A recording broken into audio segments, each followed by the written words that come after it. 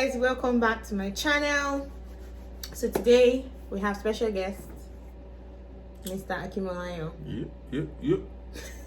So today we're going to film a video about all that we've learned from 1 year of being married. If you're watching this video, it's probably already our anniversary day, right? So we're going to talk about the things, the good, the bad, the ugly, and just be as honest as possible. Okay. Our first point is communication, right? So we have had to learn how to communicate with each other. I have had to learn how to speak up and articulate my feelings, and also how to communicate with him, because certain things I received differently. So the way I would talk to my sister or a friend or whatever is different from how I talk to him and how he receives information. So I had to learn how to talk to him certain times, certain things like that. You would have to learn how to talk to your spouse, because some people receive information, or some people want to talk about certain things at different times. So yeah,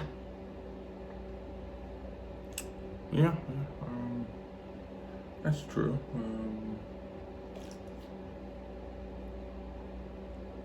I think we struggled at the beginning to effectively communicate when we had a misunderstanding.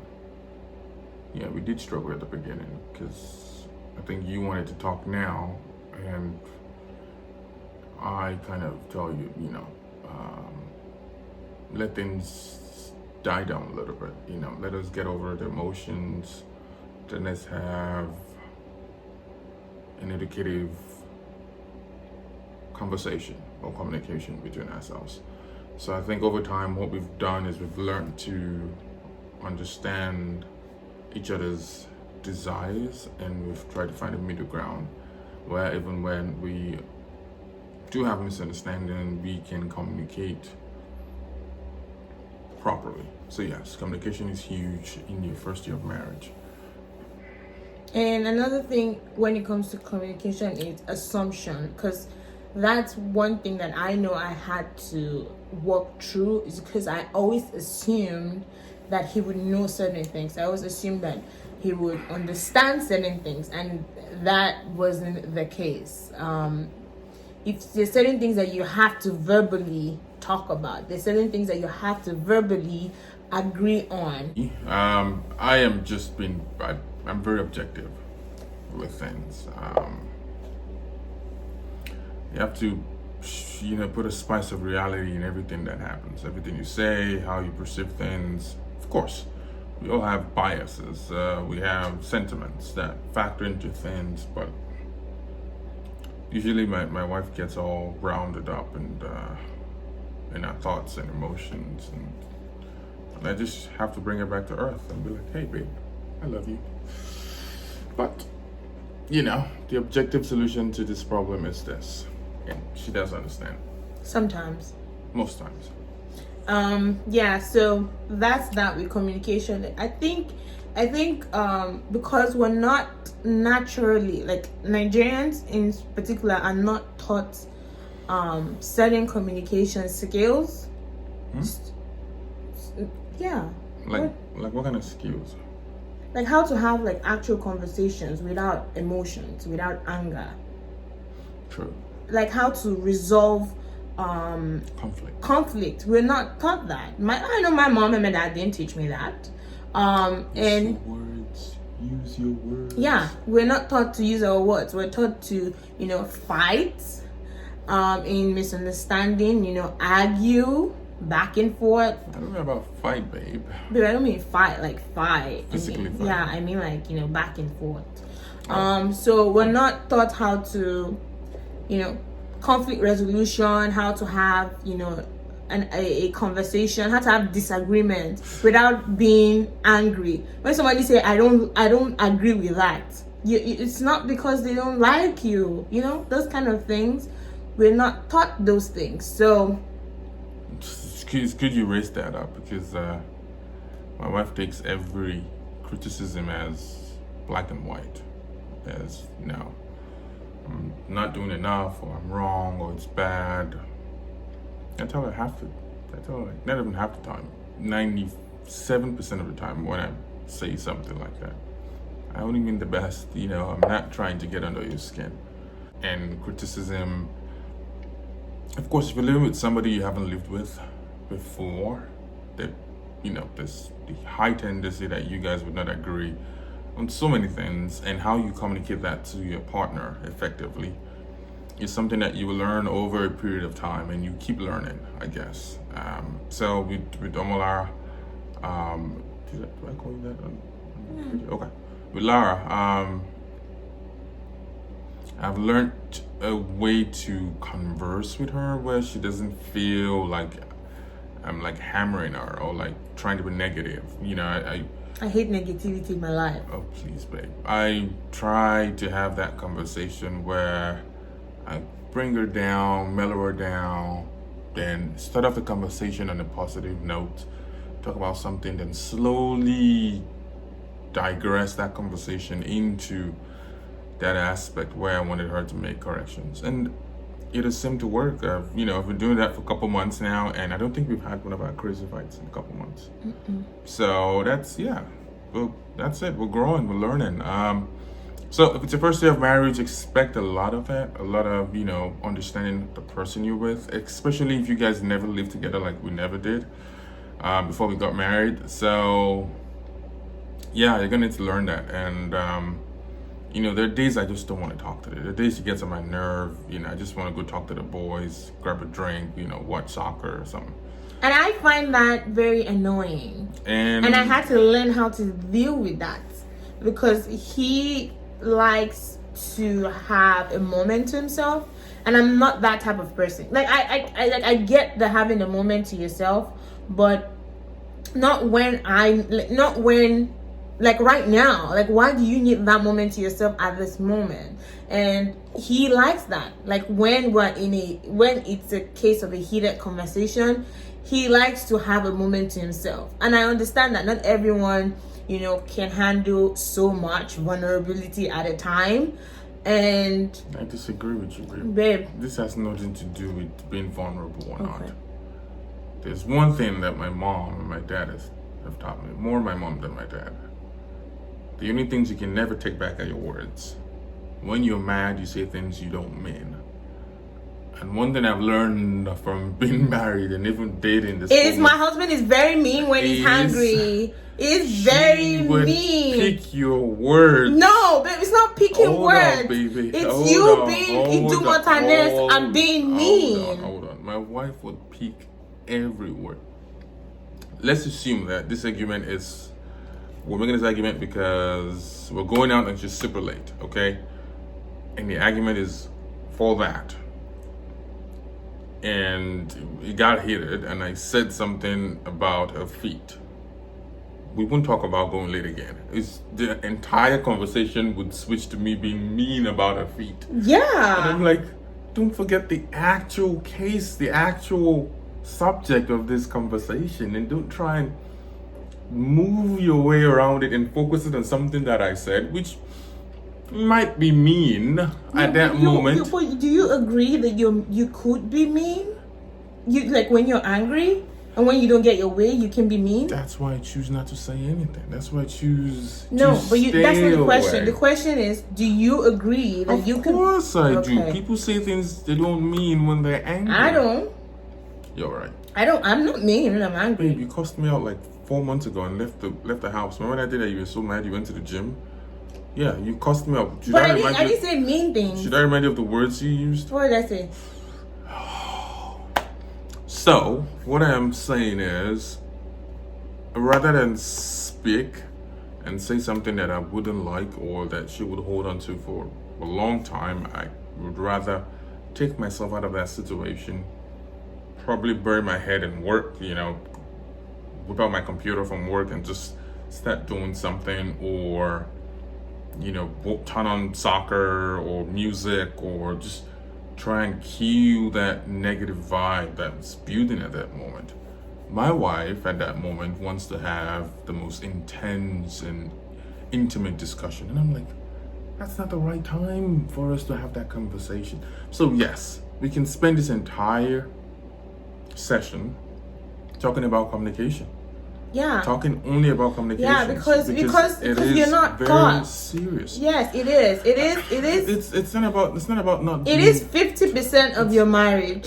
It's to not be about, honest. It's not about being taught, and we'll give you that metric spin. Babe, it's not that. But It's- but there are things that you do um, that you're better at because you were taught. I'm not saying that it's not because you're not taught. But if we were taught how to have, do you think that if I was taught that not every negative thing is bad, it's not every criticism is, do you think I would still be angry that you say Perhaps. Yeah.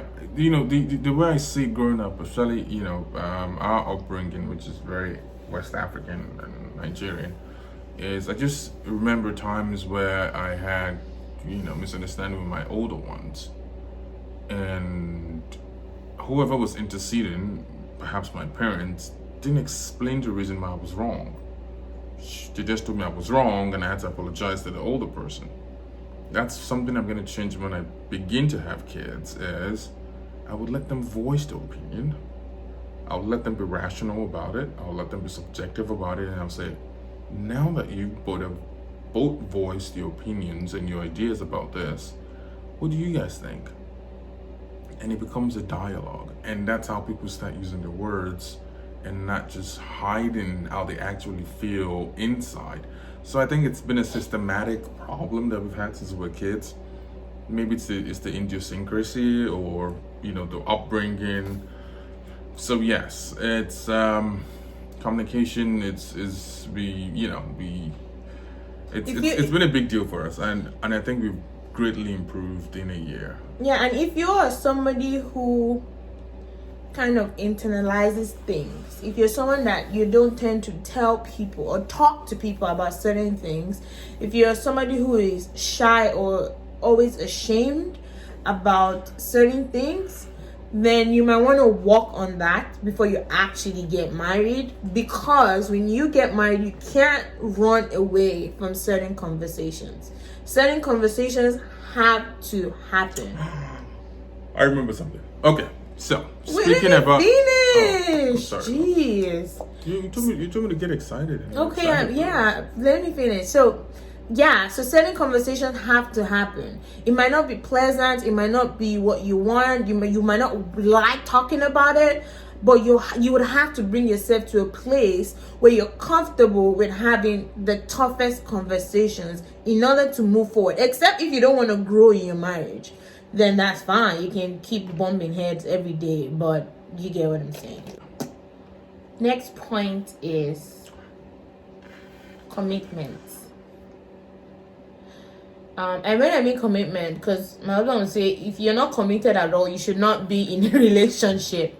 But what I mean is commitment is consciously wanting to stay in a relationship, or consciously putting in effort to make sure that the relationship stays fresh and new, and and the bond keeps growing. Because what happens is most people lose that sense of bond, and then they fall apart and then divorce. Because people don't be fooled and be like, oh, divorce is not allowed. Divorce is an option. It's an option. So my thing is making conscious effort to keep the bond, to make sure that you guys are connected. You know what I'm saying? To make sure that, his needs are met, my needs are met, and we're able to coexist in love, if that makes sense. Can you give an example of what you mean by commitment? It's like doing things that make you happy, that make you feel loved, Like making sure that, food is made on time, or making sure that, or attention, show you attention, all this stuff. It's not like, okay, I do that for 1 month or first few months of when we get married, and then I don't do it for another 6 months, and then that's how people fall apart. Yeah, I agree. I totally do. I'm 100% in agreement with my wife in terms of commitment, keeping things fresh, keeping it spicy, doing things that you guys did before you guys got married. Because marriage kinds of makes you see the other person completely, and then It becomes a routine. at the back of your mind you're like, there's no need for it. You don't need to impress. You don't need to do anything. The person is always, the person's home when you're home. You guys sleep together. You guys wake up with bad breath. You see the person all the Nonchalantly. time. It's not, you see the person all the time. You just feel, what's the need for me to go out of my way to make that person happy? Fellas, you need to. With your woman, it doesn't have to be expensive. Women just like the smallest of gestures. My wife is wowed by little things. I did something for her this week. It was nothing. Seriously, in the grand scheme of things, it was nothing. But it was something. But I just knew that if I did it for her, which is, she goes for a therapy, okay? And I made sure that went into 2020, which I could have pulled out based off the situation we found ourselves, but I told them, I'm like, if it includes that, then I want it. It's just a gesture, and I'm pretty sure she appreciates it. So, it could be a flower. Like I said, I've not bought a flower in a long time, but my wife is still African. She doesn't like flowers. She would prefer I give her a couple $100s than flowers. But, going out of my way to make sure that she's happy. She doesn't know what I have in stock for her for Christmas. Does she? Babe, please. Anyways, yeah. Commitment is a huge thing, because that's what happens, especially if you come from a West African household, babe. Your dad just becomes comfortable, and now they're calling him Daddy Daniel, Mommy Daniel, and everyone just becomes comfortable and relaxed, and things happen. There's no conversation about it. No one is making no commitment. Nobody's doing anything to make anybody happy. Everyone just assumes that mom is okay, mom assumes that dad is okay, and we're just coexisting. What do you mean comfortable? I don't think you want to use the word comfortable. What do you mean? What's the word? So they should not be comfortable? No, I don't mean comfortable. I mean relaxed, like you're not doing anything. Okay. I just wanted to stress that. Yeah. Next point is, I think the next point is love. Because people always think of love as that feeling in your heart where you're like, oh, not necessarily, because when you're married, that feeling will not be there every single day. You're not going to be awed by the aura of your husband every single day, but you have to make sure that love, that sense of love, that sense of affection still remains, because that also leads up to being relaxed, being comfortable, and then things just slip down the slope. But I always try to remind myself that there's certain things that I do that make me happy. They don't necessarily make him happy. So I always have to incorporate both things so that he feels loved and I feel loved too, if that makes sense. I see it in a different light. For me, love in marriage is more of support in marriage. My wife supports me 100%. Through the good times, bad times, we went through a lot this year. A lot that nobody knows, and it's away from Instagram and social media, and it's just good to know that you have somebody in your corner, somebody there in your corner, somebody there with a towel, put it at your back, somebody there to support you. And in marriage, it's even more. You need it more than when you guys were dating. If you were there for your partner, maybe during a crisis, or you were there for your partner during a difficult period for he or she at work or with a family relationship, then more so in marriage. And that's where I see love. Just knowing that there's a person that understands me. You know, what I might say I'm going through might be ludicrous or crazy to folks outside. But if the woman I live with understands the pressure that I'm going with, the pressure I have on me or the issues, and she's there to support me. It's all I need in love. That's my definition of love. Love is support, understanding, being there for the person. It doesn't have to be financial. It doesn't have to be materialistic. It just has to be true support. And that leads to what I'm saying. Like, you have to understand each person's love language, because he said, he likes support. He likes the attention of being physically aware of what he's going through and being there. For me, it's the same. I want the support, but I also want you to listen, to what I have to say. I also like touch, hold my hands, hug me, those things. So you need to understand each other's love language, and that can also change, because when you're dating, what your love language was different. Now you live together, you see each other every day, it could change, and you have to be aware of the change and move with time so that you can keep loving each other. One is trust. I don't think you should be in a marriage if you don't trust your spouse, but yeah, our next point is trust, because I actually think you can love somebody and not trust them. And that could be because of past incidents or whatever the case may be. But I think that once in a while, I do this once in a while. I just check myself so that I'm not slipping into a state of distrust, or is that the word, right? Distrust. Yes. When I'm not slipping into a state of distrust. So if there's anything that is tampering with the trust, I always speak on it. I would say, this is leading somewhere. I don't know. I don't like what's going on.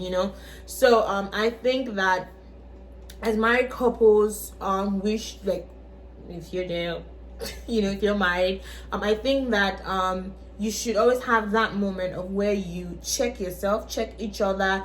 I check myself, I check him and tell him, like, I feel the certain way about when it comes to trust or anything like that.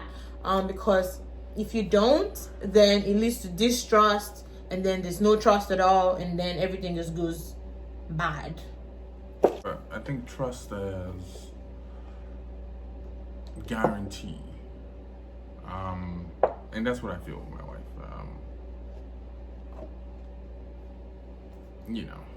In today's society, what's going around and what the norm is in marriages, and it's just good for you not to have to worry about some things about your partner, and that's where I am with my wife. Trust is needed, is required, and if there's a problem, speak about it. We're back to communication.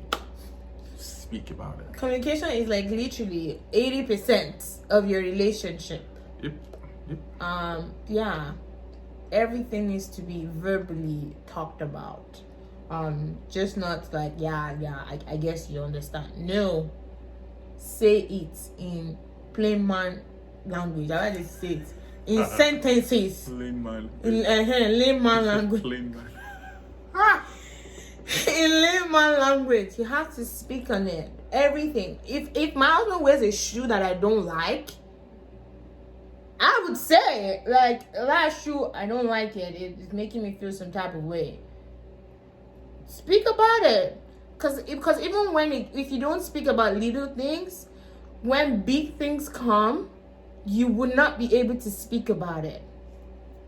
Talk to it. Since we're giving examples about things we speak out, there's just black jacket. Babe! Black jacket is not even bad. That's ridiculous. Oh, that jacket is the worst, and she loves it.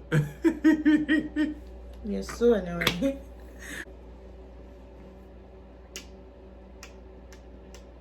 Next point. Fellas, anything you weren't thinking? Stuff that we do behind the camera. sex. Oh, really? You want to talk about that? Of course, sex is important in marriage. Shouldn't be married if you're not having sex. Period. Poo. Sex is important in marriage, and in the course of a year, I have learned a lot about you and your sexual Orientation. orientation, process, what you like, what gets you going, what you dislike. And although we've not really had so much conversations, we've had few conversations that have been very helpful In terms of of having better sex. And I think that might be a problem for guys, because I didn't think I would like to hear from my partner that, I didn't like you at doing this, because it's kind of an ego thing. It's an ego bruise for a dude when a woman says, hey, you did that and you came 2 minutes early, or you came 4 minutes early, or you're not stroking that angle, or you didn't do foreplay long enough, and all that stuff it's an ego bruise to dudes. But we've had those conversations, and I think it makes me put a little bit of conscious effort or precision when we're trying to make love. And that's because I know that if I do this, or go quickly, or hit that spot that way, or do this way, it won't be as pleasurable for you as it is for me. And the desire for sex is you guys want to both reach climax.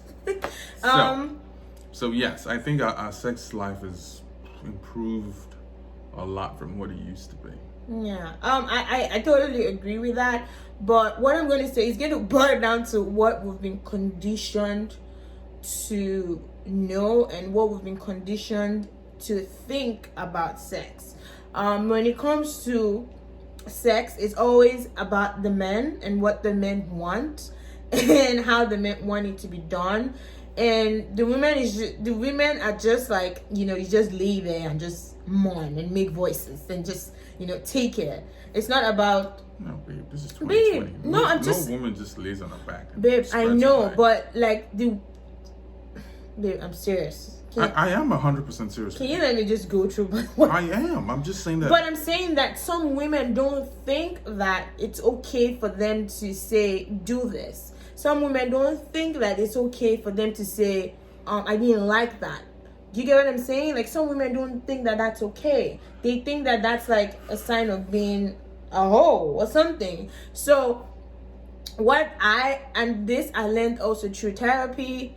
It's okay to say that, I didn't like that. Whether it's any area of your life, and that includes sex. It's okay for you to say, you didn't do that right. I didn't like that. This is what I actually like. And when it comes to sex, because at the end of the day, it's not like I would say, it's not a crime to have sex. It's not a crime. So if you're gonna do it, you might just as well do it right and enjoy doing it. So I always make conscious effort to make sure that we both are happy doing it and we're doing it right. And be shameful, and have resentment and keep it a secret. Like, it's not a crime. So question for you. If you like being choked, okay, and your man is like, average dude, gets on top, does his thing, gets off. But, a woman's fantasy is being choked, or maybe bondage. And a woman, like just a random woman? No, like your wife, like newlyweds. I'm sure this vlog, or this is for people that just getting into marriage, or people that are about to get married. And if a woman likes that, okay, that's her thing. She enjoys bondage and choke and all that crazy stuff. How does she communicate it to the guy without her looking like she's a hoe? First of all, you have to be able to have had normal, regular conversation with the person that you want to tell. So if you are having a normal, regular conversation with somebody and it already feels like the person makes you feel a certain way, then I don't think you should be telling the person that you want to choke. You be choked, because you have to get to a level of comfort in a conversation that you can have any form of conversation before you do that. So if you want to tell your spouse that you like being choked, you can do that. You can start like in that moment. In the moment of having sex, you can just do like that,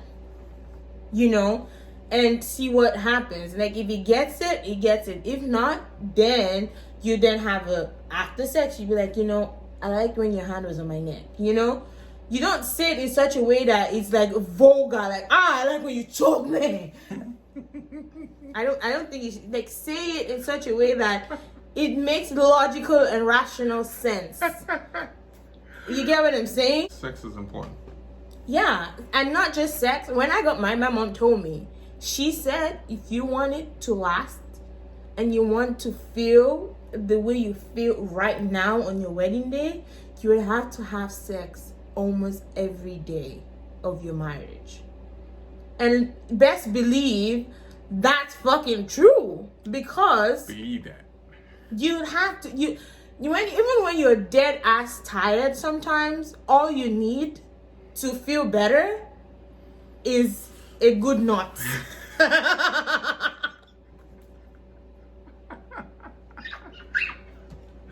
good what? A good knot. Seriously, for you to keep it going on a level of affection, because that is really truly, for everyone is different. But for me, my main goal is to always have passionate, and we always have a level of affection, and we uphold that. So and that requires you having regular sex. So if you're married and if you want to keep that love burning, that bond strong, and you want to maintain that level of affection and love and stuff, it requires regular sex. How long can you go without having sex with me? Like now that we're married? Now that we're married. 2 days. 48 hours. That's about it. Omne Patris. Babe, es filies. Sante Santos. So whatever you see. Yep. So I'm gonna take the final one, which is faith. We're not saying that everybody that's gonna watch this will be religious or needs to be religious to have faith, but as Christian couples, we do have faith. And what faith does for you is it keeps you going. Grounded. Keeps you grounded during the good times, the bad times, the ups, the downs. Your faith in something. For us, Jesus Christ. Yeah. And Jehovah for us. And we can't tell you how much it has been, especially how we've learned to know about ourselves in faith. And my wife and I try as much as possible to plug into faith, most of the time. When things are nice, we're there on our knees praying as a unit, as a family. And when things are also not going so well, we're there praying. And either one of you could take a leadership. Faith doesn't know sex, doesn't know age, doesn't know gender, doesn't know status. It just, I think there's a part in the Bible that says, where two or more are gathered. Gotcha. And we do that, My wife says the prayer, I say the prayer, we pray about things, we talk about things. We might not go to church every week, okay? We're not here to claim that, now we holy pass. Can I speak pidgin? Yeah, okay. So we're not here to come here and claim, we're holier than thou. Of course not. We're far from it. We're very imperfect beings. But we make conscious effort to do it. And that's where intentionality comes in, because at the end of the day, we are Christians, and we're not shy Christians. Exactly. We practice Christianity, and we just don't want to say it with our words. We want to prove it with our actions. So when we go to bed, we try and say a prayer. Sometimes we're not able to say it together. Sometimes each person says a prayer. But my husband makes it a point of effort that he says a prayer. We say a prayer as a family every morning. Before he goes out to work or before I do whatever I need to do, you come together and we say a prayer together as a unit. Because what that does is it kind of programs you into living in faith. Because as a Christian, there's certain things that you need to uphold, and just not even that, just for your mental peace, and sanity, and for I believe that you need to believe in something to go through life, because things will happen to you, bad things, good things, and whatever you believe in, whatever faith you hold on to, is what pulls you through and navigates you through those problems.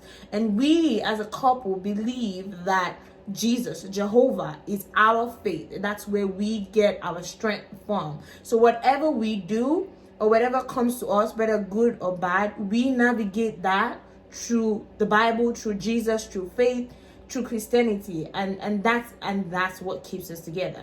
That's where our strength comes from. So can't be better said, babe. You have set it up. But yeah, another thing that last point is I wanted to point out individuality.